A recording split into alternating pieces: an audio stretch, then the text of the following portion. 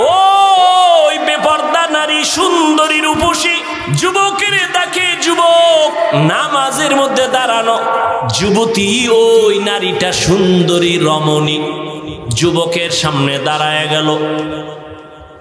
যত অপকৌশল পড়ার দরকার সব কৌশল করিয়াও দেখে যুবকের নজরটা ওই যুবতীর দিকে একবারও যায় না। সর্বশেষ ওই মহিলা ব্যর্থ হইয়া নিচে চলে আসলো।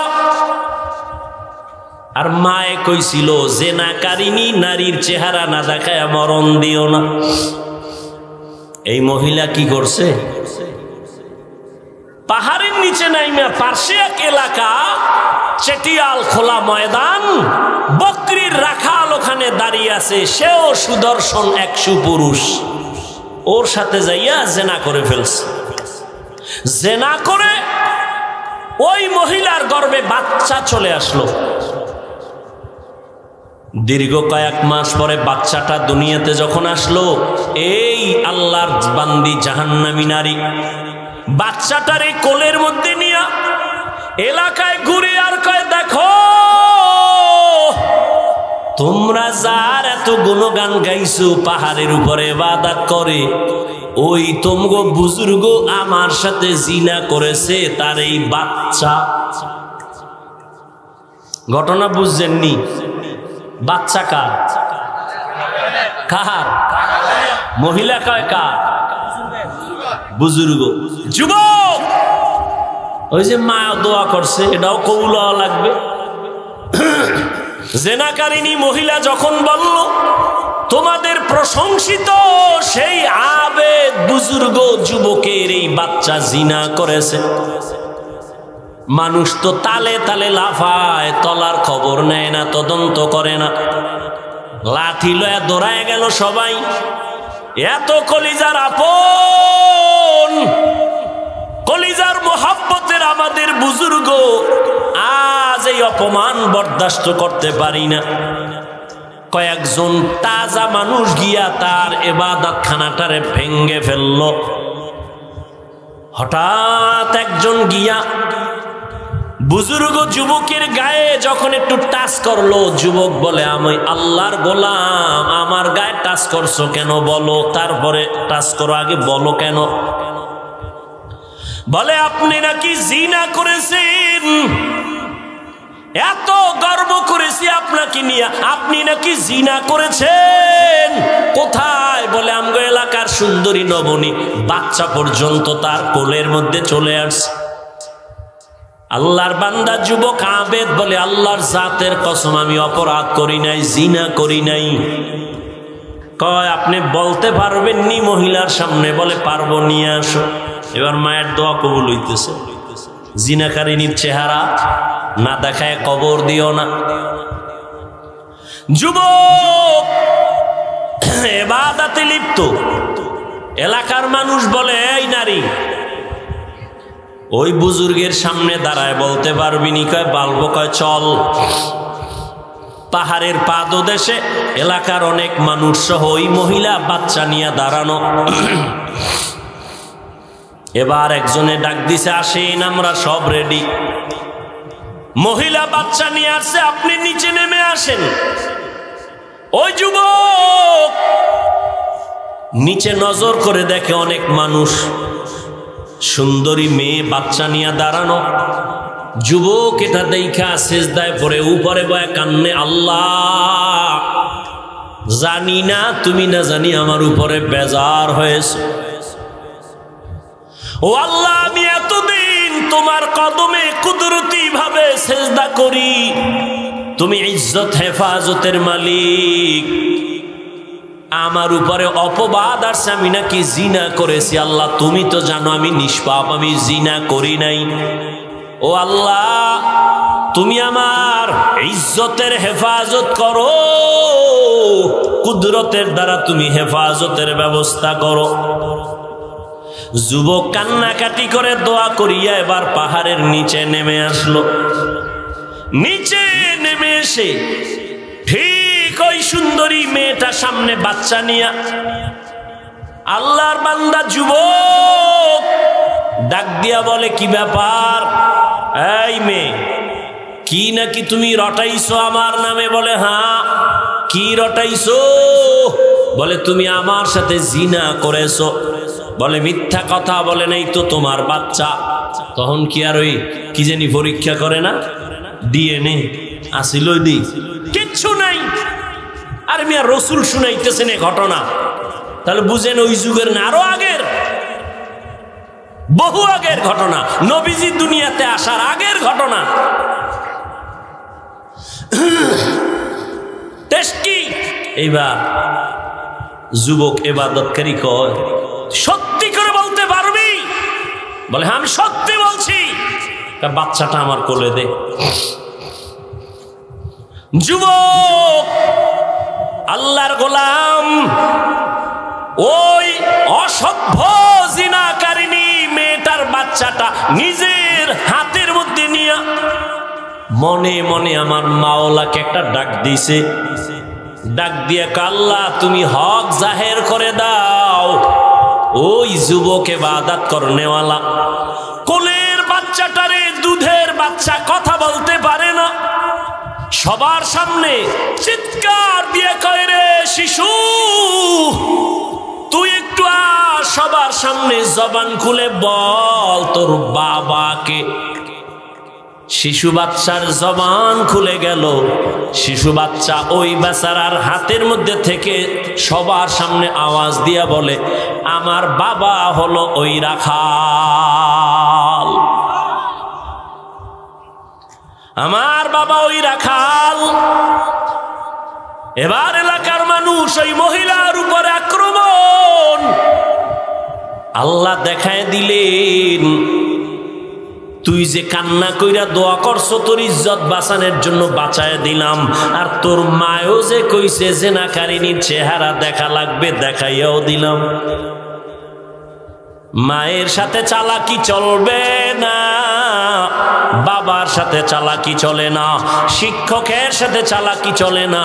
ও বাবা, জীবনটারে যদি সফলতায় নিতে চাও, ডাক্তার হও, ইঞ্জিনিয়ার হও, যাই হও না কেন, মা বাবার দোয়া নিও, ওস্তাদের দোয়া নিও, মুরব্বী ওলামায়ে কেরামের দোয়া নিও।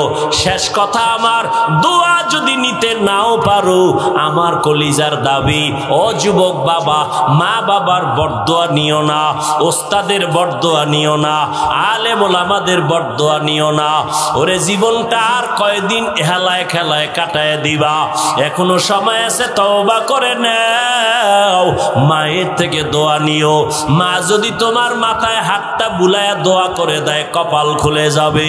ও পর্দার আড়ালের আম্মা জান, আপনারা তো এত দামি মা, আপনারা তো খাদিজা রাদিয়াল্লাহু তাআলা আনহার মতো নারী, ফাতেমা রাদিয়াল্লাহু তাআলা আনহার মতো নারী, আপনারা আয়েশা রাদিয়াল্লাহু তাআলা আনহার মতো দামি নারী, ইসমাইল নবীর মা হাজেরা আলাইহিস সালামের মতো দামি নারী।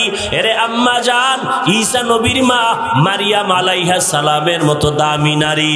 জগৎ বিখ্যাত বেঈমান ফেরাউন, ওই ফেরাউন আল্লাহর সাথে চ্যালেঞ্জ দিয়া নিজের খোদা দাবি করিয়া, কিন্তু দেখেন আল্লাহর কুদরত। ওই ফেরাউনের স্ত্রীর নাম কি? কি? আসিয়া। যেই খোদা ফেরাউন নিজেরে খোদা বলছে, আল্লাহরে মানে নাই, তার ঘরে আসিয়া কত দামি, ঈমানওয়ালা। নবীজি বলেন, কিয়ামতের ময়দানে, জান্নাতের ময়দানে আমি মুহাম্মদের সাথে আসিয়ার সাথে বিবাহ হবে। ও এলাকার আম্মা জানেরা, আপনার স্বামী তো ফেরাউনের মতো খারাপ না। ও মা, আপনি যদি একটু নামাজ পড়ে দোয়া করতেন, আর স্বামীকেও নামাজের দাওয়াত দিতেন, আর স্বামীকে যদি বলতেন, স্বামী আমার তোমার ঘরে না খাইয়া খাইয়া কষ্ট করে জীবন কাটাবো, কিন্তু আমার জীবনের একটা দাবি, তুমি হালাল টাকা ঘরে আনবা, হারাম টাকা ঘরের মধ্যে নিবা না, হারাম টাকা খাওয়াইয়া আমাদের সন্তানের রক্ত নাপাক করব না, হারাম টাকার কামাই দিয়া আমাদের শরীরের রক্ত নাপাক করব না। একটা মা যদি স্বামীকে বারবার বলতো, কোন স্বামী হারাম টাকা ঘরে নিতে পারতো না। এরে আম্মা। আল্লাহ পাক বলেন, যারা আমাকে পাওয়ার প্রচেষ্টা চালায় আমি তার সামনে অনেকগুলো রাস্তা খুলে দেই। ওয়া ইন্নাল্লাহা লামাআল মুহসিনিন, আমি আল্লাহ মুহসিনদের সাথেই থাকি।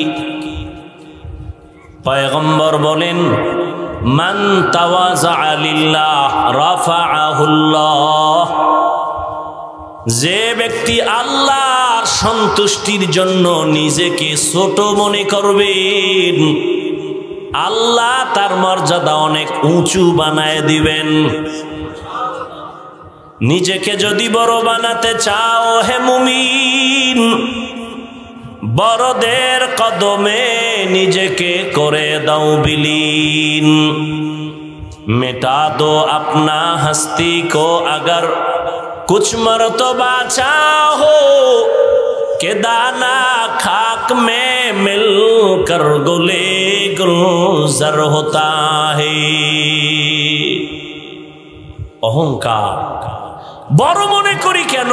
আমার এলেম বেশি, টাকা বেশি, এই বেশির তো কোনো ভ্যালু নাই। আমি বড় বক্তা, বড় বক্তা বলে কত বড় কত বড়? যত বড় তুমি হও, বাংলাদেশের খতিবে আজম সিদ্দিক আহমদ রহমাতুল্লাহ আলাইহির 1000 ভাগের 1 ভাগ হতে পারবা না। তুমি বড় মুফতি সাহেব, কত বড় মুফতি, যত বড় তুমি মুফতি হও, হাটহাজারীর পার্শ্বে মেখল মাদ্রাসার বাণী মুফতি আজম মুফতি ফয়জুল্লাহ রহমাতুল্লাহ আলাইহির 1000 ভাগের 1 ভাগ তুমি হতেই পারবা না। কে সে মুফতি ফয়জুল্লাহ? ইন্তেকালের সময় অসুস্থ হয়ে গেছেন, আলেম ওলামা পাশে বসে আছেন। ডাক্তার আইসা টেটিস্কোপ যন্ত্র 2-1টা মাথা কানে লাগায় আর একটা বুকে লাগায় চিৎকার দিয়া বেহুশ। হুশে আসার পরে বলে, রে ডাক্তার, চিল্লাইয়া বেহুশ হয়ে গেছো কেন? ডাক্তার বলে, আল্লাহর জাতের কসম, শত মানুষ এক জায়গায় বসে আল্লাহর নামের জিকির করলে যেমন আওয়াজ হয়, মুফতি ফয়জুল্লাহর বুকের মধ্যে, সিনার মধ্যে সে জিকিরের আওয়াজ কানে শুনেছি। আউলিয়ারা কারে উকবা ইখতিয়ার, জাহেলারা কারে দুনিয়া ইখতিয়ার। মাইলে মোমেন সোয়ে মোমেন মিশাওয়াত, মাইলে কাফের সোয়ে কাফের মিশাওয়াত। এজন্য নবী বলেন, নিজের ছোট মনে করিও, আল্লাহ মর্যাদা বাড়াবেন। নবীর মতো দামি আর কে আছে? মুফতি ফয়জুল্লাহ রহমাতুল্লাহ আলাইহি কেন, সব মুফতিয়ানে কেরাম মুফাসসিরিনে কেরাম যদি এক পালায় দেই, সাহাবায়ে কেরামের সমান হবে না, তারা আরো বড়। কয় সাহাবায়ে কেরাম কত বড়, রহমতুল লিল আলামিনের সাথে তুলনাই হবে না। নবী কত বড়, আমার নবী কত বড়। নবী আসার আগে বিধর্মীরা সেই বয়ান করে নবী কত বড়, নবী আসার পরেও বয়ান চলে। কানে আওয়াজ আসতেছে না, মনিটর কই? মনিটর কই? মনিটর দিবা না? আমারে কষ্ট দিয়ে তোমার লাভ আছে? মরাডারে মারো কেন? কয় লড়ে কেন?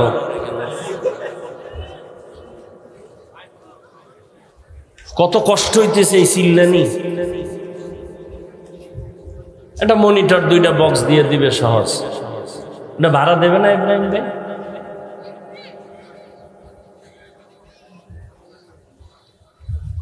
এত সহজ বয়ান করা। ডাক্তারেরা আমাকে কোনো ঔষধই দিতে চায় না, যেই টের পাই আমি অস করি, হবে না।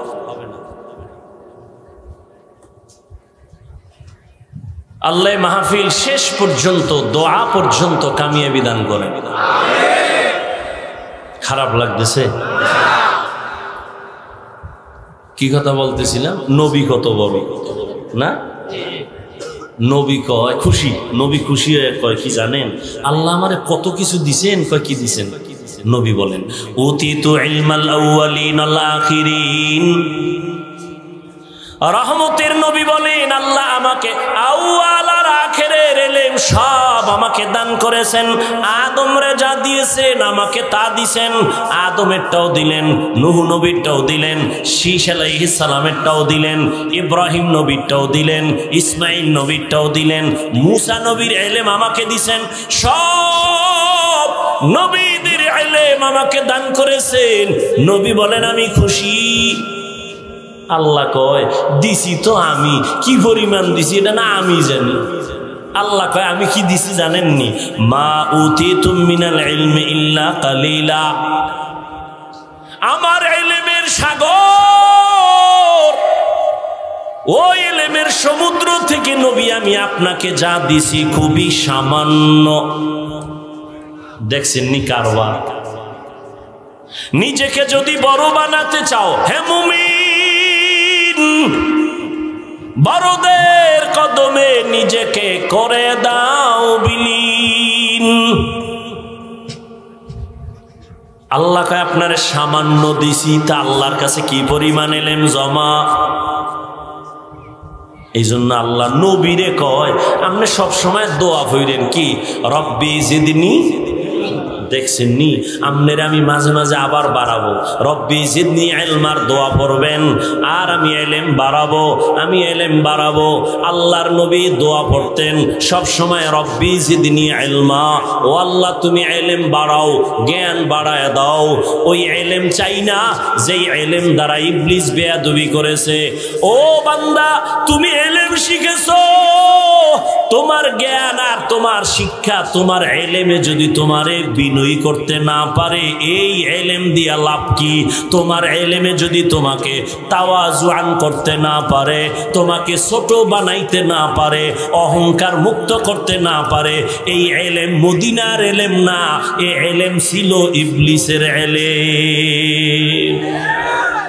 मेरा एजाज़ो करदन बेहिसाब खल्क़े रादा दन जवाबे बासवाब हक न दारद दोस्ते खल्क़ा ज़ारे राह निस्ते ई खसलत एके दीनदारे राह। নিজেরে ছোট বানাইয়া চলিও, মর্যাদা আল্লাহ বাড়ায় দিবেন। দেখবা যেই সমাজের মানুষটা নম্র ভদ্র শালীন, সবাই তারে মহব্বত করে সম্মান করে। আর যার মধ্যে নম্রতা নাই ভদ্রতা নাই, কেউ তারে মহব্বত করে না, দূরে রাখে। বিনয়ী হতে হলে আদবওয়ালা হতে হয়। এজন্য নবী বলেন আদাবানি রব্বি ফাহসানা তাদিবি। রব আমারে আদব শিখাইছেন, আমি মায়ের গর্ভ থেকে আদব শিখে আসি নাই। আদব এটা শিখতে হয়, মায়ের গর্ভ থেকে নিয়ে আসা যায় না। আসেন আমি আয়াতের মধ্যে ঢুকি। আল্লাহ বলেন যারা প্রাণপণে চেষ্টা করে আল্লাহ পাওয়ার জন্য, আমি আল্লাহ তাদের জন্য অনেক রাস্তা খুলে দিব। অনেক বলতে কি একটা? জবাব দেন। অনেক, 100, 1000 না 1 লাখ, কোনো সীমা না। খুব খেয়াল করেন, আমি আলোচনায় ঢুকতেছি, আপনাদের দোয়া থাকলে একটু আগাবো ইনশাআল্লাহ। কষ্ট হবে এখানে যতক্ষণ বসে আছেন, একটা গুনাহ তো হবেই না, নেক লেখা হবে, অনবরত নেক। আল্লাহ সবাইকে কবুল করেন। ও কলিজার যুবক, ও পর্দার আড়ালের আম্মা জান, ও বোনেরা, ও বৃদ্ধ বাবাজি, কয়দিন গত বছর এখানে বয়ানে আসছিলাম নি? আজকে খবর নিয়ে দেখেন, গত বছর যারা প্যান্ডেলে ছিল আজ অনেকেই কবরের বাসিন্দা। আজ আমরা বসে আছি, আগামী বছর এই প্যান্ডেলে বয়ান চলবে, আমরা কে থাকবো কোনো জানা আসেনি। জিন্দেগি মে বন্দেগি তু কর নাহি, জিন্দেগি মে बंदगी तू कर नहीं, जिंदगी बे बंदगी शर्मिंदा है, जिंदगी बे बंदगी शर्मिंदा है। খারাপ লাগে যুবকেরা? একটা হারমোনিয়াম হইলে একটু মজা পাইতি, একতারা হইলে আরো মজা না? এখন যুবকেরা তো সব আপডেট, বাংলা গান শুনে না, সব হিন্দি। মোবাইলে হিন্দি গান চালায় আর লাফায়। কিও অর্থ কি? আব্বাও বুঝে না, আমিও বুঝি না। লাফাও কেন? কয় মজা।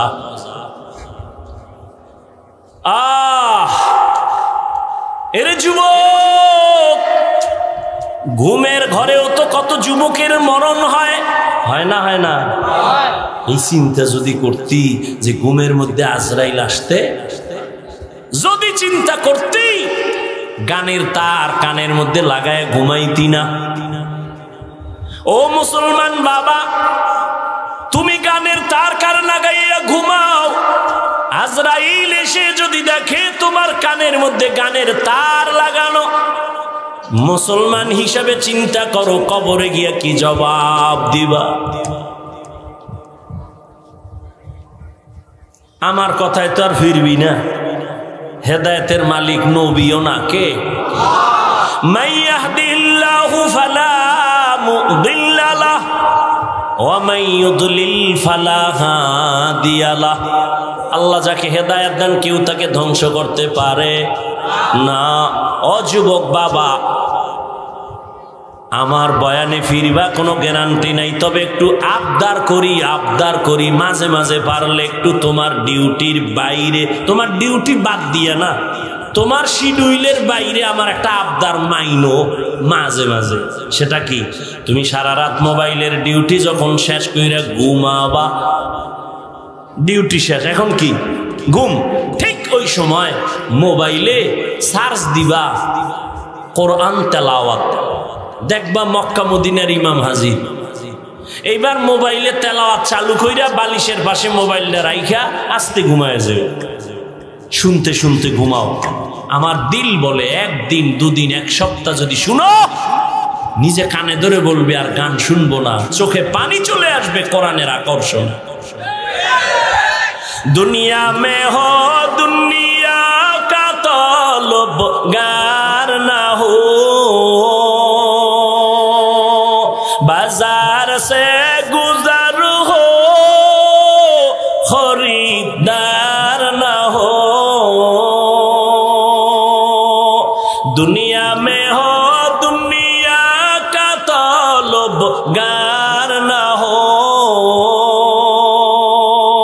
बाजार से गुजर हो खरीदार न हो। ये दुनिया एक मिसल कागज फूल है, ये दुनिया एक मिसल कागज फूल है। जिंदगी में बंदगी तू कर नहीं, जिंदगी में बंदगी तू कर नहीं, जिंदगी बे बंदगी शर्मिंदा है, जिंदगी बे बंदगी शर्मिंदा है। খারাপ লাগে? আরো শুনবি? সত্যি? তাহলে নিয়ত কর যে এডি শোন। বহু আল্লাহর বান্দা কলিজা দিয়া কত সুন্দর নাশিদ পড়ে, গজল গায়, গায় না? এই যে জুবায়ের কি সুন্দর স্টেজে এক সময় পিচ্ছি ছিল, আজকে দেখি বড় হয়ে গেছে, মাশাআল্লাহ, মাওলানাও হয়ে গেছে, আলহামদুলিল্লাহ। কি সুন্দর কণ্ঠ! কে দিছেন?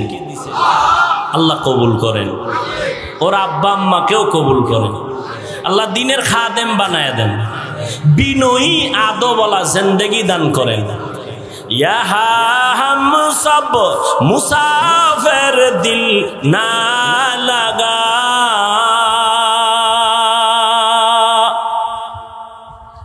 এ দুনিয়া মুসাফের খানা, দিলটাকে দুনিয়ামুখী করো না। দুনিয়া তোমার পেছনে ঘুরবে, তুমি আল্লাহর খোঁজে ঘুরো। এরে যুবক,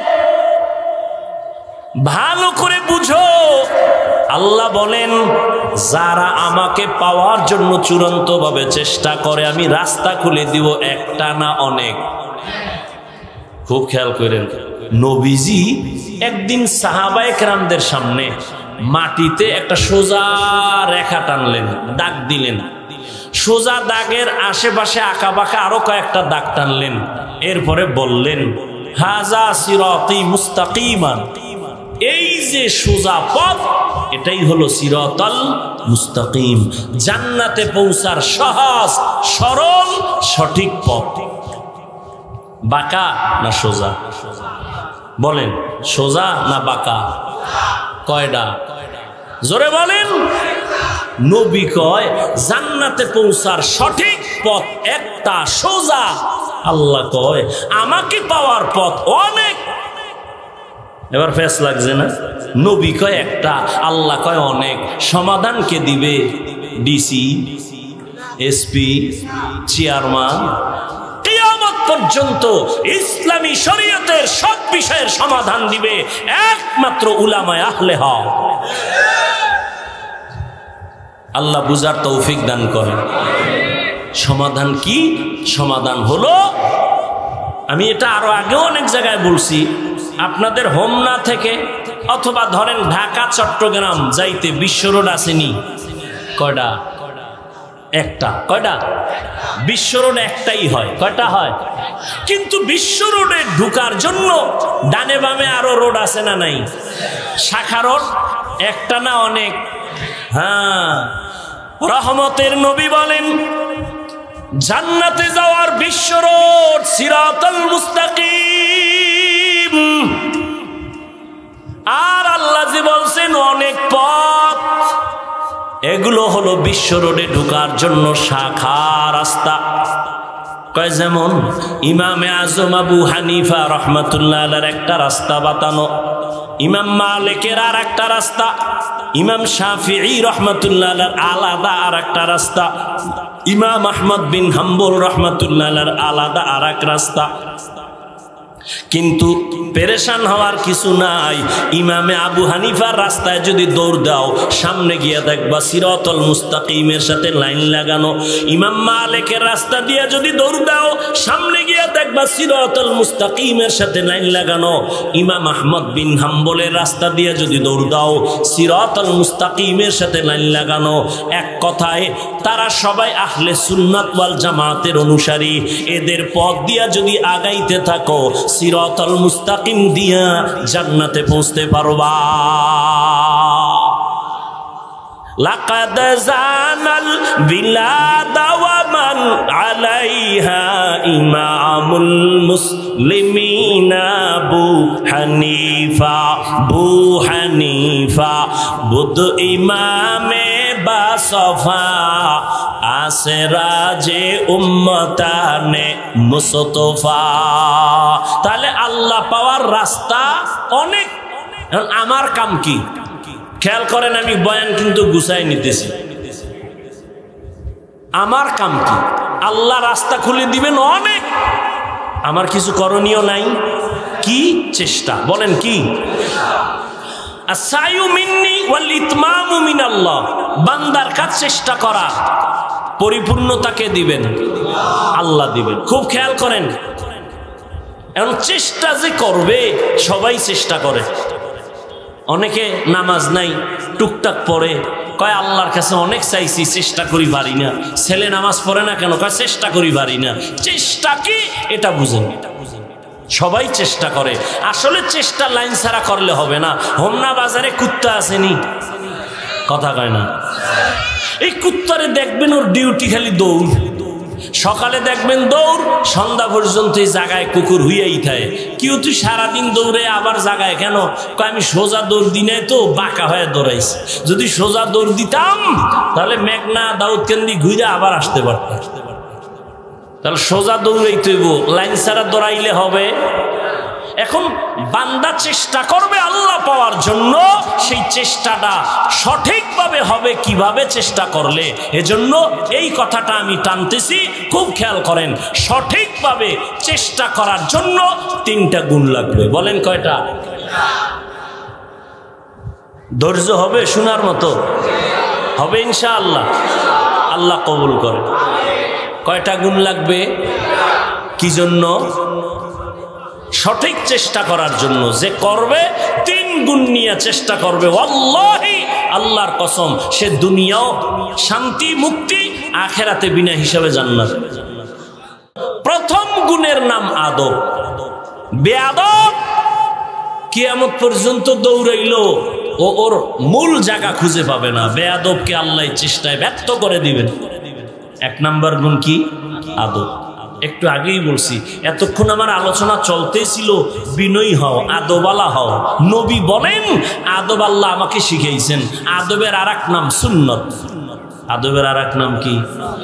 আমরা মনে করি বড় হুজুরের সামনে, মুরব্বীদের সামনে নতজানু হইয়া বসা আদব। না, যেই জিনিস যেই জায়গায় রাখা প্রয়োজন ওখানে রাখার নাম আদব। যেই কথা যেই জায়গায় বলার নিয়ম, ওই নিয়ম অনুযায়ী ওখানে ওই কথা বলার নাম আদব। কারণ আমি যদি কে আমার চিননি কি, আমি বড় বক্তা, আমি বড় মাওলানা, মুফতি, সবাই বলবে না অহংকারী? বুঝেন বুঝেন, বলবে না? আচ্ছা, এখন হোম না মসজিদে ইমাম নিবে, কি নিবে? ইমাম নিবে। ইন্টারভিউ হয়নি? কথা বলেন না কেন? মানে ইন্টারভিউতে বড় বড় আলেম বয়া রয়েছে টেবিলে, ভাই আপনি কি পড়ছেন? এখন যদি বিনয়ী হয়ে কয় না হুজুর কিছুই করিনি, আমি কিচ্ছুই, আমার ইলম নাই, আমল নাই, কিচ্ছু নেই, এটা আদব? কথা বলেন। ওখানে ইন্টারভিউর টেবিলে এটা বলা আদব? তাহলে যেখানে যেই কাজ করার নিয়ম, যে কথা বলার নিয়ম, ওখানে ওই প্রয়োগ করা এর নাম আদব। সেই ক্ষেত্রে হাঁটার মধ্যে আদব আছে, কথার মধ্যে আদব আছে, চোখের চাহনির মধ্যেও আদব আছে। এই যে হাত পা নাড়াচাড়া করি, এখানেও কি আছে? আদব আছে। যার আদব নাই ওই বান্দা কোনদিন চেষ্টা করেও সীমানায় যেতে পারবে। লিকুল্লি শাইইন জিনাতুন ফিল ওয়ারা ওয়া জিনাতুল মারই তামামিল আদাবি আজ খোদা খাহি মে তৌফিক আদব বে আদব মাহরুম গাশত আজ ফজলে রব।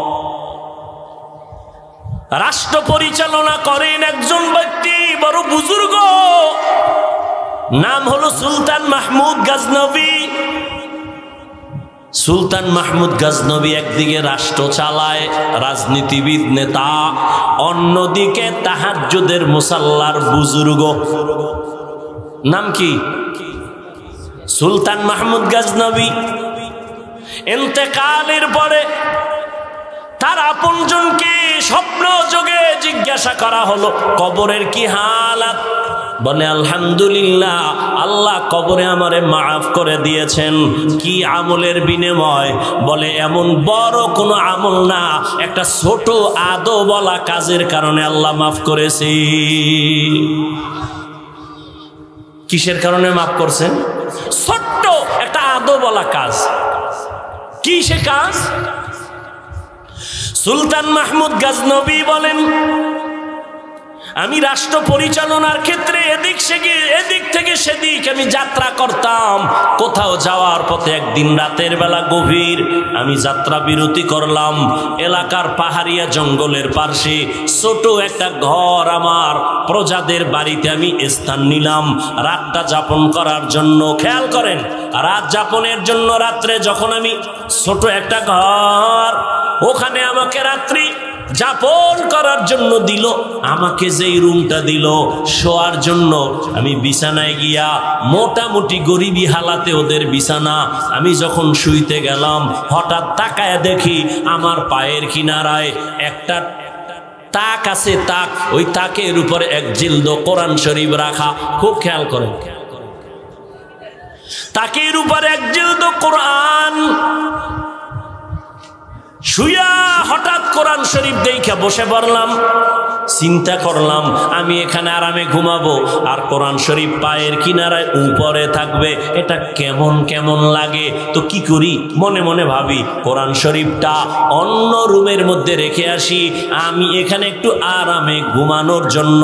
আমি এবার বসা থেকে উঠে গেলাম, উঠিয়া তাকের থেকে কোরআন শরীফটা হাতের মধ্যে নিলাম অন্য রুমে রাখার জন্য। আমি এক কদম দু কদম দিয়ে যখন হাঁটতেছি, হঠাৎ করে আবার থমকে দাঁড়ায় গেলাম। দিলের মধ্যে একটা বাড়ি লাগলো। আরে আমি সুলতান মাহমুদ, আমার দাম বেশি কোরআনের থেকে? এটা তো হতে পারে না। আমি আরামে ঘুমাবো, কোরআন শরীফ দূরে রাখবো একটা ময়লা রুমের মধ্যে আমার আরামের জন্য? না,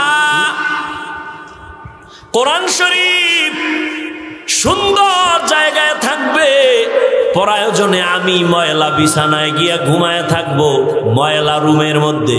আমি আবার ব্যাক করলাম, ব্যাক কইরা আল্লাহর কোরআনটা আবার জায়গায় রাখলাম মুইসা টুইসা চুমা দিয়া। এরপরে অন্য ময়লা রুমে আমি ঘুমায় গেলাম। আমার মাওলার কোরআনের সাথে একটু আদব রক্ষা করলাম। আমার আল্লাহ এই আদবের বরকতে আমাকে কবরে মাফ করে দিয়েছে।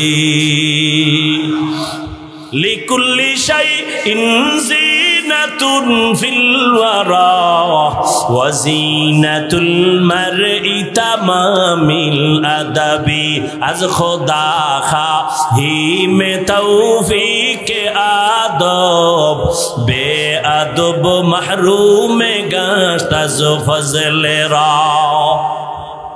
আর আমার স্কুল কলেজের ছেলেরা বোনেরা এরা বিদ্যার পৃষ্ঠা ছিঁড়ে জুতার মধ্যে ঢুকা।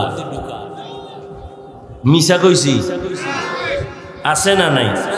আরে বেটা, বুঝাবার জন্য বলি, মোহাব্বত লাগায় বলি, শত্রু মনে করিও না। পৃথিবীতে ওলামায়ে কেরাম তোমাদের চূড়ান্ত বন্ধু, আর কেউ বন্ধু না, সব ধান্দাবাজ। কেউ তোমাদের আপন না, সব স্বার্থপর। স্বার্থে আঘাত লাগলে দল থেকে সদস্য পদ কাটে না, কল্লা কেটে দেয়। সত্য কথা বলো, মানো আর না মানো, স্বীকার করো। এই স্বার্থপর আছে না নাই? একমাত্র উলামায়ে কেরাম নিঃস্বার্থ তোমাদের বন্ধু, খোদার কসম করে বলি। আর কেউ তোমাদের বন্ধু নেই, সব স্বার্থপর। কিন্তু তোমরা ওলামায়ে কেরামের কাছে যাও না, দূরে থাকতে চাও। এই অবস্থা পরিবর্তন করো। ওলামায়ে কেরাম কলিজা দিয়া দোয়া করে, মহব্বত করো। আল্লাহ বুঝার তৌফিক দান করেন। কোরআনের সাথে আদব রক্ষা আল্লাহ নাজাত দিয়ে দিছেন। ও যুবক, চূড়ান্তভাবে চেষ্টার জন্য লাগবে আদব। বেয়াদব জমিনে শান্তি নাই।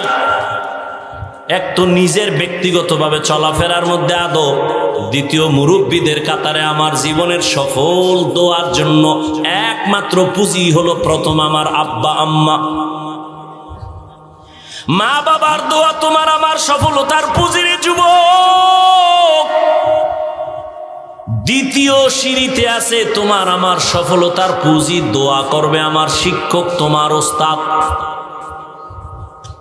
তৃতীয় হলো উলামায়ে কেরাম, মুরব্বী। আমি আমার কলিজার যুবকদের আমি পাও দুইটা ধইরা বইলা যাইতেছি, রে বাবা, যদি বলো হাফিজ ভাই নিচে নাইমা পাও ধরো, আমি নিচে নাইমা তোমার পাও ধইরা বইলা যাই। আল্লাহর ওয়াস্তে আমার এই কথাটা ফালায়া দিও না। তোমার জীবনে তুমি ডাক্তার হও, ইঞ্জিনিয়ার হও, তুমি একজন প্রফেসর হও, তোমার সফলতার জন্য একমাত্র তোমার দোয়া লাগবে, মা বাবার দোয়া। আল্লাহর কসম, আল্লাহর কসম, আল্লাহর কসম, মা বাবার দোয়া যদি না থাকে তুমি ডাক্তার হবা ঠিক, তবে তাসলিমার মতো জুতার বাড়ি খেতে হবে। প্রফেসর হবি ঠিক, তবে আহমদ শরীফের মতো জুতার বাড়ি খাবি। আর যদি মা বাবার দোয়া নিয়ে চলো, কপাল খুলে যাবে। আর ওস্তাদের দোয়া তোমার জীবনের সফলতার চাবি। আমার আব্বা আম্মা আমারে এই চেয়ারে বসায় নাই, আমার আব্বা আম্মা চোখের পানি ছেড়ে দোয়া দিয়েছেন। পারতেন, কিন্তু আপনাদের সামনে বয়ান আব্বা আম্মা শিখান নাই। আমারে কথা বলা শিখাইছেন আমার শিক্ষক। আমি বাংলায় কথা বলি, উর্দুতে কথা বলি, ফার্সিতে কথা বলি, যাই তুমি বলো সব আমার ওস্তাদের অবদান। এই কারণে শিক্ষকের দোয়া হলো তোমার আমার জন্য সফলতার দ্বিতীয় চাবি, আর তৃতীয় চাবি হলো তোমার আমার সফলতার জন্য ওলামায়ে কেরাম আমার মুরব্বিদের দোয়া। যুবকদেরকে আমার জীবনের একটা চূড়ান্ত বয়ান, ও যুবক, জীবনে পারলে মা বাবার দোয়া নিও, যদি পারো ওস্তাদের দোয়া নিও, যদি পারো বাবা মুরব্বি ওলামায়ে কেরামের দোয়া নিও। যদি একান্তভাবে মা বাবার দোয়া নিতে নাও পারো, আমার পায়ে হাত রাইখে বলি বাবা মা বাবার বরদোয়া নিস না। যদি শিক্ষকের দোয়া নিতে নাও পারো, পায়ে ধরে বলে গেলাম শিক্ষকের বরদোয়া নিবি না, কারণ মা বাবার বরদোয়া একটা আগুন, শিক্ষকের বরদোয়া একটা আগুন। আল্লাহর কসম করে বলি, মা বাবার বরদোয়া যদি কপালে লেগে যায়, মরার আগে চাকার তলে তোর মাথা ঢুকে যাবে, টের পাবি না। রাস্তায় বহু পাগল দেখি, শীত বাড়তেছে পাগলও বাড়তেছে, কিন্তু পাগল আশ্চর্য পাগল, ইংলিশে টকিং করে। আর এক পাগল দেখি একদিন রাস্তায় আরবি, অনর্গল আরবি বলে। আমি বললাম কিও পাগল, তুই পাগল হইয়া আবার কোন জায়গায় গিয়ে আরবি শিখলা, ইংলিশ শিখলা? না, কোথাও শিখে নাই। খুঁজা খুঁজা ভাবলাম ইংলিশ শিখলো কই। হঠাৎ করে অন্তরে জবাব আইছে, ও পাগল হইয়া ইংলিশ শিখে নাই, আরবি শিখে নাই, বরং মাদ্রাসার ভালো ছাত্র ছিল, বেয়াদবির কারণে পাগল হয়ে গেছে। স্কুল কলেজের ভালো স্টুডেন্ট ছিল, শিক্ষকের সাথে বেয়াদবির কারণে রাস্তার পাগল হয়ে গেছে। মা বাবার দোয়া নিস, যদি না পারো পায়ে ধরে বলে গেলাম অন্তত বড় দোয়া নিস না। ও যুবক বাবা, শিক্ষকের দোয়া নিও, যদি না পারো অন্তত দাবি রইল বড় দোয়া নিও না। আগুন ওলামায়ে কেরামের বড় দোয়া আগুন। এই যত আকাম যত ঝামেলা দেখতেছো সবগুলো আলেমদের সাথে বেয়াদবির ফলাফল। হারামগো হোমনার মুসলমান নাকে তেল লাগায় ঘুমায়, স্বাধীন হয়ে গেছে দেশ। কি হয়েছে? আর ওদিকে ঢাকার শহরে কিছু কিছু আম্মা জানেরা সাংবাদিক সম্মেলন করে। তারা কারা? কয় আমরা দেহ ব্যবসা করতাম, আমগো অধিকার ফেরত চাই, আমরা দেহ ব্যবসা করে খাবো। তুমি নাকে তেল লাগায় ঘুমাও। মুসলমান নাকে তেল লাগায় ঘুমাতে পারে না। মুসলমান একবার না, মুগ্ধ কেন আবু সাইদ? কেন মুসলমান আল্লাহর জন্য, কোন দলের ক্ষমতায় উঠাবার জন্য আর নামানোর জন্য নয়, ইসলামের জন্য, কালেমার জন্য, দ্বীনের জন্য মুসলমান একবার না বারবার জীবন দিবে। তৈরি থাকতে হবে। মুসলমান নাকে তেল লাগায় ঘুমাবে স্বাধীন। ওলামায়ে কেরাম কোরআনের বয়ান করবে, বেনামাজি সুদখোর থেকে অনুমতি লাগবে না যেদিন। মুসলমান সন্তানেরা নাকে তেল লাগায় ঘুমাবে সেদিন। এদেশের প্রত্যেকটা মসজিদের কমিটিতে বেনামাজি সুদখোর থাকবে না যেদিন। শিয়ালের হাতে মুরগি দিয়া কয় 3 দিন আমানত। শিয়াল পণ্ডিত কয় দোয়াও চাই মাফও চাই, জিন্দা কেন মরাও ভাইতি না।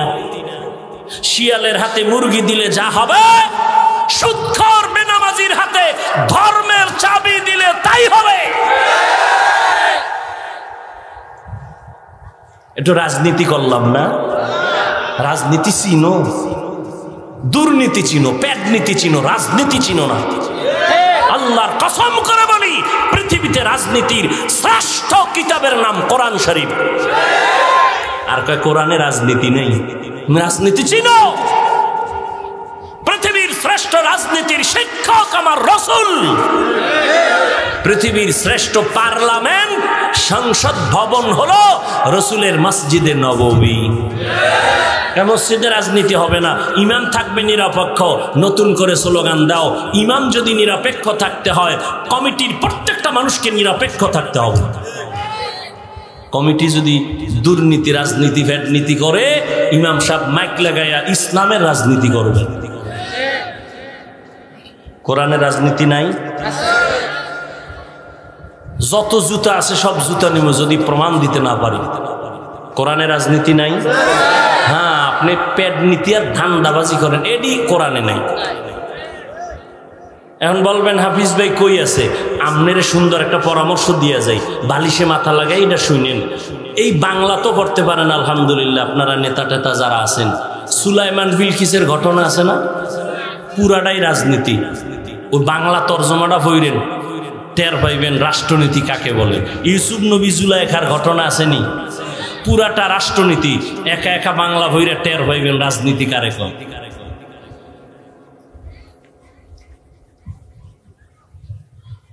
চেষ্টা করার জন্য প্রথম গুণের নাম আদব। বেয়াদব কোনোদিন চেষ্টা করেও কিনারায় যেতে পারবে। তাহলে আদব, দোয়া, বিনয়ী হওয়া, এটা মায়ের গর্ভ থেকে নিয়ে আসে না, এটা শিখতে হয়, অর্জন করতে হয়। এজন্য লাগে দোয়া। দোয়ার সব থেকে বড় পুঁজি মা বাবা। কে ভাই? মা। দ্বিতীয় পুঁজি ভুলে গেছেন? শিক্ষক। তৃতীয় পুঁজি ওলামায়ে কেরাম, মুরব্বী। কষ্ট না হলে আমি একটা উদাহরণ টানবো। কি না জুতা গুছাইতেছে? কার জুতা লয়ে যায়? আগাবার একটু সামনে 12:30 বাজে। যুবকদের জন্য একটা ঘটনা বলি, আমি মোনাজাতের দিকে যাব। আদব কত বড় কঠিন পুঁজির নাম। এক যুবক আল্লাহর মোহাব্বতে রেডি হয়ে গেল ইবাদতের জন্য, সব সময় আল্লাহর মোহাব্বত নিয়ে ইবাদত করে। এই যুবক বাবা, তোমার মতো যুবক জীবনে মাদ্রাসায় পড়ে নাই, স্কুলে পড়ে, কলেজে পড়ে, চাকরি করে, ব্যবসা করে, 5 বেলার নামাজ পড়ে আসেনি। তুমি বাবা, তোমার একটু জিজ্ঞাসা করো, তুমি কেন পারো না? তোমার মতো যুবক রাস্তায় গাড়ি চালায়, তুমি কেন পারো না বাবা? রাস্তায় গাড়ি চালায়, নামাজ ছাড়ে না। ময়দানে কৃষি কাজ করে, নামাজ ছাড়ে না। র্যাব, আর্মি, পুলিশ, বিডিআর এর চাকরি করে, নামাজ ছাড়ে না। দোকানদারি করে, শাটার টেনে নামাজে গিয়ে দাঁড়ায়। বলো বাবা, তুমি কেন পারো না?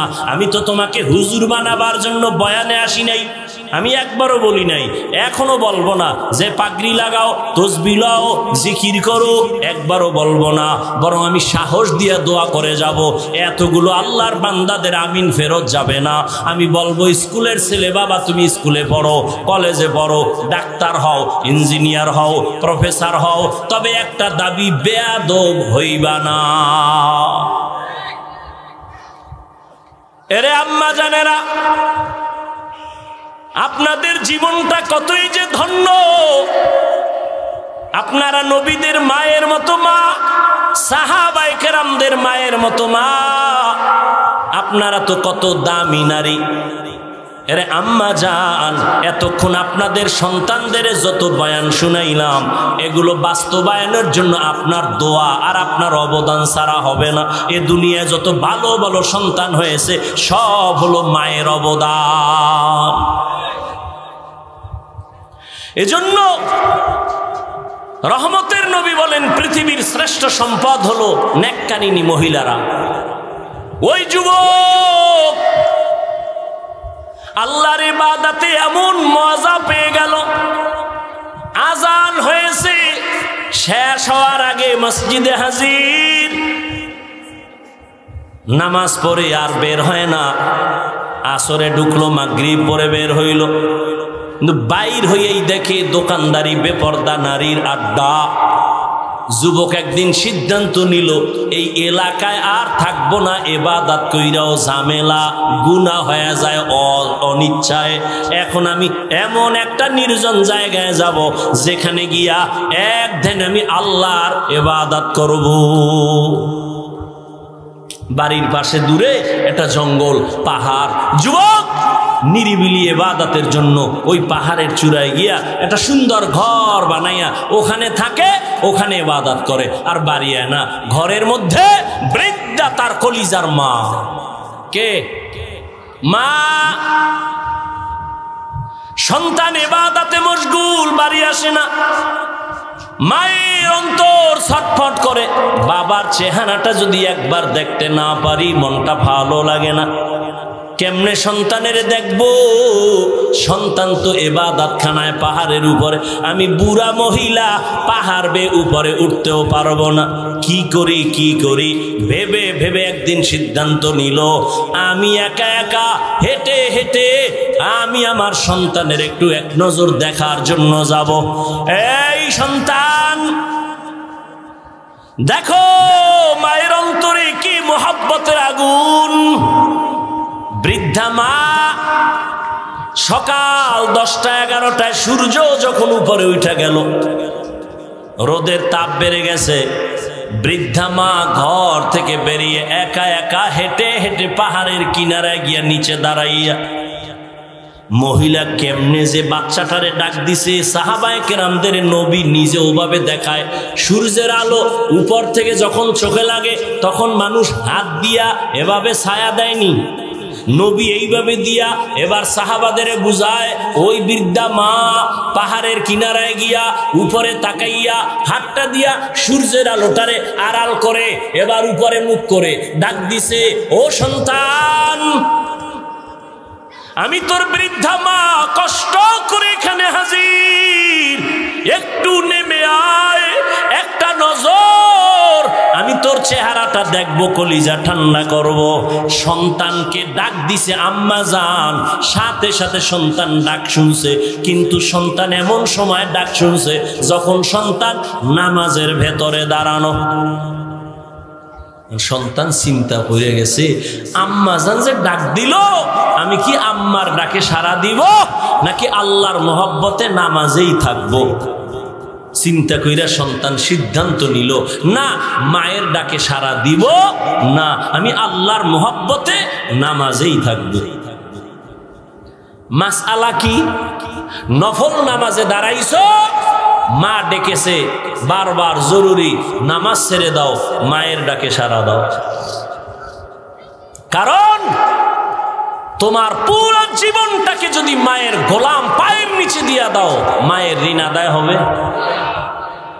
জীবন দিয়া মা কষ্ট করেছেন, যে আমার আম্মা জানের কণ্ঠের আওয়াজ ভেতরের রুমের থেকে সামনের দরজায় কেউ থাকলে শুনে না, এত কণ্ঠ ছোট। কিন্তু আমি যেদিন দুনিয়াতে আসছিলাম, আমার আম্মার প্রসব বেদনা, এমন কান্নার আওয়াজ, আম্মার কান্নার আওয়াজের কারণে পাশের বাড়ির মানুষ রাতে ঘুমাতে পারে নাই। ওই মা চিল্লায় চিল্লায় কান্না করেছেন। আমার দাদি, আমার নানি আমার আম্মাকে সান্ত্বনা দেয়, আম্মা জান কান্না করেন আর বলে, আমারে কি সান্ত্বনা দাও, আমার স্বামীকে একটু কাছে দাও, তোমরা সরে যাও। আব্বা জানকে ডাইকা আম্মা জান আব্বা জানের হাতটা ধইরা কয়, স্বামী আমার, তোমার ঘরে আসছি, মন ভরে খেদমত করতে পারি নাই, আমারে তুমি আজ মাফ করে দাও। আমার মাথার উপরে 7 আসমান চেপে গেল, আমি মনে হয় এখন মরণের বিছানায় আছি, দাবি রাখবা না, দয়া করে আমারে মাফ করে দাও। আব্বা জান আম্মা জানের হাত ধরে কাঁদে আর কয়, বিবি ধৈর্য ধারণ করো, কান্না করিও না।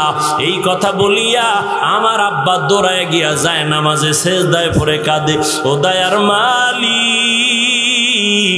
আমার স্ত্রীটাকে সুস্থ করে দাও, আমার সন্তানকে তুমি আরামে প্রসবের ব্যবস্থা করে দাও। ওই মাকে কখনো কষ্ট দিয়া নামাজে দাঁড়াবা, নামাজ হবে না। জীবনের মূল কষ্ট মায়ের প্রসব বেদনা, 7 আসমান 7 জমিন তখন মায়েরই মাথায়। জীবনের মূল কষ্ট মায়ের, জীবনের মূল কষ্ট মায়ের প্রসব বেদনা। সাত আসমান সাত জমিন তখন মায়েরই মাথায়। আমার সুন্দর মুখ দেখে মার, আমার সুন্দর মুখ দেখে মায়ের ব্যথা যায় দে হাসাইয়া। ও আমার প্রাণের মা, মা গো মা, কোথায় গেলে মোরে ছাড়িয়া? জনম দুঃখী ইয়াতীম আমি, চায় না কেহ ফিরিয়া। আমি যখন ছিলাম আমার মায়ের উদরে, চলাফেরা করলেন যে মায়ে কত কষ্ট করে। আমি যখন ছিলাম আমার মায়ের উদরে, চলাফেরা করলেন যে মায়ে কত কষ্ট করে। এমন মাকে কেমনে আজি, এমন মাকে কেমনে আজি যাব আমি ভুলিয়া। ও আমার প্রাণের মা, মা গো মা, কোথায় গেলে মোরে ছাড়িয়া? জনম দুঃখী ইয়াতীম আমি, চায় না কেহ ফিরিয়া। মাগো আমি এতিম বলে সবাই দেয় তারাইয়া, ক্ষুধার জ্বালায় দিন কাটাই মা পেটে ক্ষুধা নিয়া। ঘুমের মাঝে মাকে দেখে, ঘুমের মাঝে মাকে দেখে কেঁদে দেই বুক ভাসাইয়া। ও আমার প্রাণের মা, মা গো মা, কোথায় গেলে মোরে ছাড়িয়া? জনম দুঃখী ইয়াতীম আমি, চায় না কেহ ফিরিয়া। ওই যুবক আল্লাহর গোলাম, নামাজের মধ্যে দাঁড়ানো, কানের মধ্যে আওয়াজ আসছে, মা পেছন থেকে পাহাড়ের পাদদেশে ডাক দিছে। যুবক সিদ্ধান্ত নিল, আম্মা জানের ডাকে আমি সাড়া দিব না, থাকবো। আল্লাহর ইবাদতে এত মজা, মায়ের ডাকটাকে সে কোনো কর্ণপাত করলো না। বৃদ্ধা মা, নবী বলেন রোদের তাপে নিরুপায় হইয়া বৃদ্ধা মা আবার কষ্ট করে করে বাড়ি চলে গেল। আর দেখার দরকার নাই, কিন্তু না, যতই রাগ করে বাড়ির মধ্যে বিছানায় যখন শুইয়া পড়ে, অন্তরের মধ্যে আবার সে আগুন। আমার সন্তানের না দেখলে ঘুম চোখে আসে না, কই ওই সন্তান আমি না দেখে ঘুমাইতে পারি না। আম্মা জান আবার সিদ্ধান্ত নিয়েছেন, আমি আর একবার আমার বাবারে দেখার জন্য কষ্ট করে যাব। আমার পাহাড়ের পার্শ্বে হেঁটে হেঁটে যাইতে বড় কষ্ট, কিন্তু সন্তানের মোহাব্বত আমি মা বরদাস্ত করতে পারি না, কন্ট্রোল করতে পারি না। দেখার জন্য আর একবার মা রওয়ানা। ঠিক সূর্য উদিত হয়ে গেল, সূর্য উপরে, রোদের তাপ। নবী বলেন, ওই আম্মা জান আবার হেঁটে হেঁটে পাহাড়ের পাদদেশে গিয়া দাঁড়ায় গেল। আগের দিনের মতো হাত কপালের কাছে নিয়া সূর্যের আলোটাকে বারণ করে, আড়াল করে আবার ডাক দিছে, ও কলিজার সন্তান কই, একটু নিচে নেমে আয়, আমি মা আবার তোকে এক নজর দেখার জন্য আসছি। আজও সন্তান নামাজের মধ্যে দাঁড়ানো, মায়ের কণ্ঠের আওয়াজ পাইয়া আবারও চিন্তায় পড়ে গেল, আমি কি নামাজটা ছেড়ে দিব নাকি মায়ের ডাকে সাড়া না দিয়া নামাজের মধ্যে আমি মশগুল থাকব। সিদ্ধান্ত আজও এক, আমি মায়ের ডাকে সাড়া দিব না, নামাজের মধ্যে আমি মশগুল থাকব বলে নামাজের মধ্যে দাঁড়ানো। মায়ের ডাকে সাড়া দেয় নাই। সন্তান না সাড়া দেওয়ায় আম্মা জান দীর্ঘ টাইম অপেক্ষা করে আজও মনে কষ্ট নিয়া মা বাড়ির দিকে রওয়ানা। বাড়িতে যাইয়া নিয়ত করছে আর দরকার নাই, কিন্তু না, মায়ের মন এটা বয়ান করে বোঝানো যাবে না রে বাপ।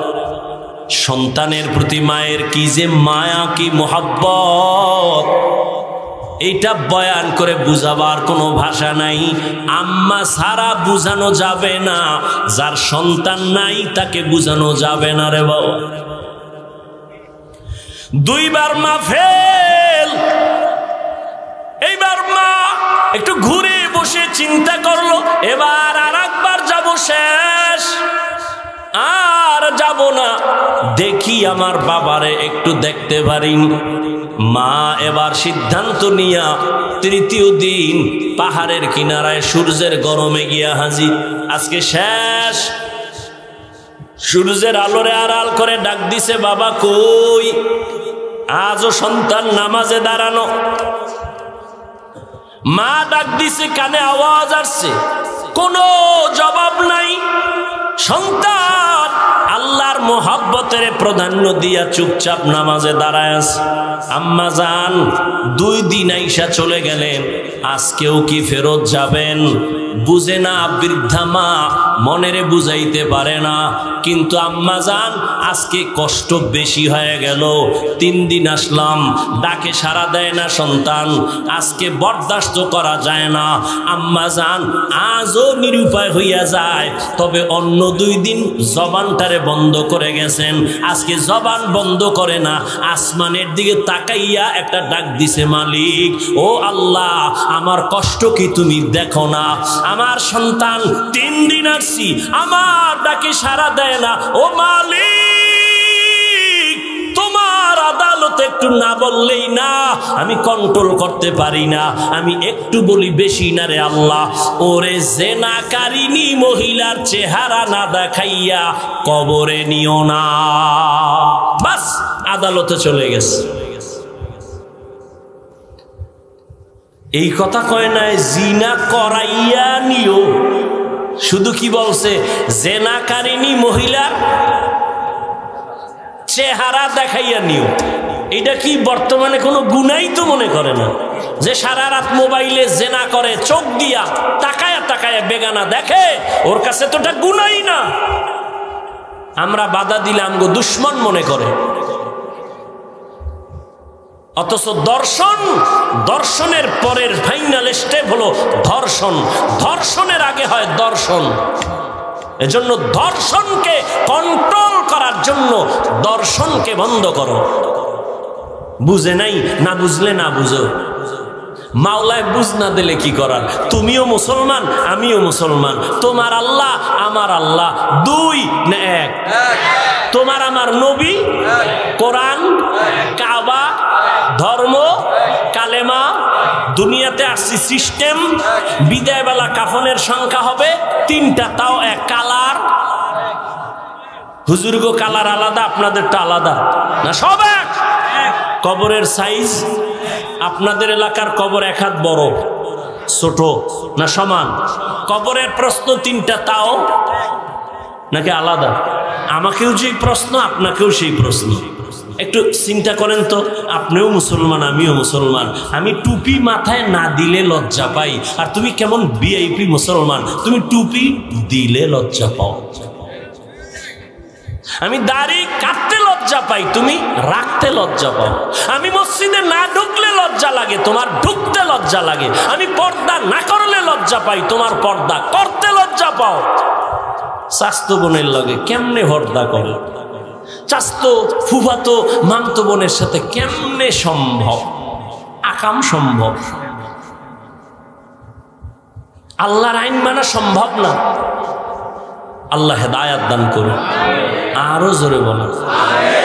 অনেক কষ্ট হইতেছে। হ্যাঁ, আরে ভাই আপনার না হইলে আমার তো হয়। আল্লাহ হেদায়াত দান করুন। কি কথা বলতেছিলাম?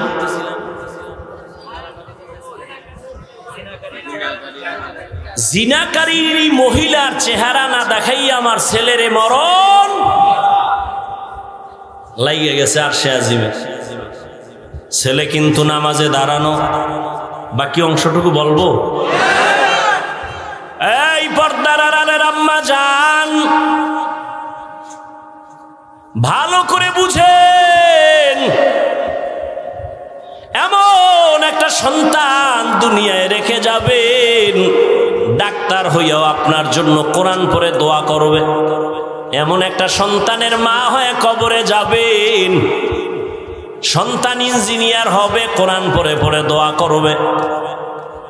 ওই যুবক নামাজে দাঁড়ানো মায়ের ডাকে সাড়া দেয় নাই, মা জবান থেকে মালিকের কাছে কথা বলে চলে গেলেন। এলাকার মানুষ গর্ব করে, আমগো এলাকার এক বুজুর্গ যুবক এত সুন্দর ইবাদত করে, কোনো তুলনাই নাই। মায়ের বরদোয়া তো এটা তো কবুল হইয়াই গেছে। কেমনে কেমনে কবুল হইতেছে দেখতে থাকেন। এলাকার মানুষ গর্ব করে, আরে আমগো হুজুর কঠিন এক হুজুর, বড় ইবাদত করে, কঠিন ইবাদত। একজন ওই এলাকার সুন্দরী রমণী রূপসী, সে কয় এত প্রশংসা করো কার? কয়েক যুবক। যুবক কাহা যুবক? কয় তো টিকবে না। কেন? বলে আমারে দেখলেই ফেল।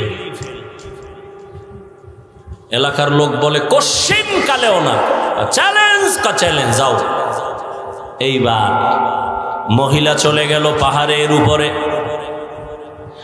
এরে আম্মা জান, আপনার মতো কত মা এখনো আছে তাহাজ্জুদ পড়ে, 5 বেলার নামাজ পড়ে, স্বামীর মাল হেফাজত করে, মোবাইলে সময় নষ্ট করে না, পর্দা রক্ষা করে চলে। ও পর্দার আড়ালের বোনেরা, আপনার মতো কত বোন লেখাপড়া করে, নামাজ ছাড়ে না, মোবাইলে চরিত্র নষ্ট করে না। মানুষের জীবনের অমূল্য এক সম্পদ হলো সুন্দর চরিত্র। ও বোনেরা, আপনার মতো বোন চরিত্রবানের অভাব নাই, আপনারা কেন পারবেন না? ও যুবক বাবা, এখন থেকে তওবা করে নাও। তোমার মতো যুবক যদি দিনের লাইনে চলতে পারে, জেনারেল লাইনে থাকিয়া তুমি পারবা না কেন? ও বৃদ্ধ বাবাজিরা, আপনাদের মতো কত বুড়া মানুষ মসজিদে গিয়া লাঠি হাতে নিয়ে কষ্ট করে করে হেঁটে হেঁটে গিয়া নামাজ পড়ে, আপনারা কেন পারবেন না? আল্লাহর কাছে তওবা করেন, মনে মনে আল্লাহকে বলেন, হে আল্লাহ, জীবনে তো গুনাহ কম করি নাই, আজকে থেকে তওবা করে নিলাম, আদব নিয়া নবীর তরিকা মেনে চলবো। ও যুবক বাবা, মনে মনে আল্লাহকে বলো, আল্লাহ হায়াতের মালিক তুমি, ইজ্জতের মালিক তুমি, জীবনে গুনাহ তো কম করি নাই, মনে চাইছে নামাজ পড়বো না পড়ি নাই, মনে চাইছে গুনাহ করব করেছি, আজকে তওবার নিয়ত করে ফেললাম। আর নামাজ ছাড়বো না, দাড়ি কাটবো না, বেপরদায় চলবো না, মা বাবার সাথে বেয়াদবি করবো না, ওলামায়ে কেরামের পরামর্শ নিয়া নবীর তরিকা মেনে চলবো, ওস্তাদের দোয়া নিয়ে চলবো। সবার কপাল খুলবে কিনা জানা নাই। আজকে বয়ানের শুরুতে আবু জাহালের কথাই তো বলেছিলাম, নবীরে দেখলো কপালে কালেমা জুটলো না। জানি না ময়দানে কার কপাল খুলবে আর কার কপাল পুড়ে যাবে। যদি কপাল খুলিয়া যায় ওই বান্দা তওবা করবে, মরে যাব আর নামাজ ছাড়বো না। জানি না কার অন্তর খোলা, তওবা করে আমার আল্লাহকে মনে মনে বলো, হে মালিক, জীবনে আর নামাজ ছাড়বো না, বেপরদায় চলবো না, মা বাবাকে কষ্ট দিব না, উলামায়ে কেরামের পরামর্শ নিয়া, ওস্তাদ মুরব্বীদের দোয়া নিয়া নবীজির তরিকা মেনে চলবো। তওবা করার মতো যদি কারো অন্তর তৈরি হয়, মুনাফিকি যদি অন্তরে না থাকে, তওবার নিয়ত যাদের আছে দুটো হাত আল্লাহকে দেখায়া দাও। আয় আল্লাহ, হাতগুলো কবুল করে নেন, তওবা কবুল করে নেন, তওবার উপরে মজবুত হইয়া চলার তৌফিক দান করেন, আমিন। আলহামদুলিল্লাহি রাব্বিল আলামিন, ওয়াসসালাতু ওয়াসসালামু আলা সাইয়্যিদিল আমবিয়াই ওয়াল মুরসালিন ওয়া আলা আলিহি ওয়া আসহাবিহি আজমাইন। ইয়া আরহামার রাহিমিন, ইয়া আরহামার রাহিমিন, ইয়া আরহামার রাহিমিন। রব্বির হামহুমা কামা রব্বায়ানি সগীরা। আল্লাহুম্মা ইন্নাকা আফুউন কারীম তুহিব্বুল আফওয়া ফা'ফু আন্না। আল্লাহুম্মা ইন্না নাসআলুকা রিযাকা ওয়াল জান্নাহ ওয়া নাউযু বিকা মিন সাখাতিকা ওয়ান নার।